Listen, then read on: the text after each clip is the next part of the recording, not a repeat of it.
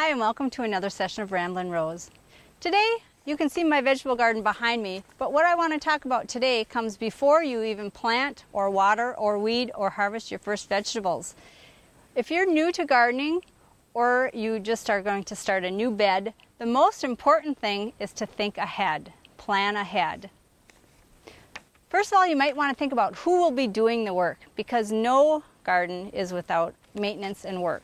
Be realistic about the amount of time you really have. Most vegetables are annuals, so you could always just start with what you like and go from there. If you're new to gardening or you don't have a lot of time, please start small. Think about what kind of space you have. Do you have room for a large bed that's just going to be veggies? Do you have just the edges of some other bed? Do you have just containers? So think about your space you have. Think about how much sun you really have. Full sun is considered 6 to 8 hours, and actually for vegetables, 8 to 10 hours of full sun is best. You might want to monitor that early in the summer by going outside in the morning and see what time the sun hits, and then in the afternoon see what time it doesn't have sun anymore.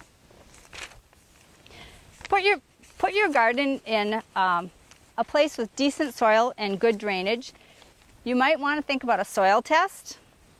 You might want to break up the soil if it's compacted, and if it's a new bed, you might want to kill all of the existing vegetation.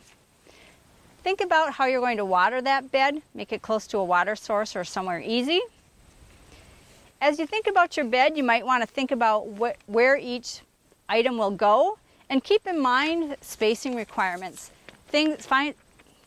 Viney things like squashes and cucumbers and pumpkins really take up a lot of space. You might want to trellis them or have them go vertical. Also think about the yield of each kind of plant. If you like green beans, that's great, but if you don't and you plant nothing but green beans, you'll be eating a lot of green beans for a couple of weeks.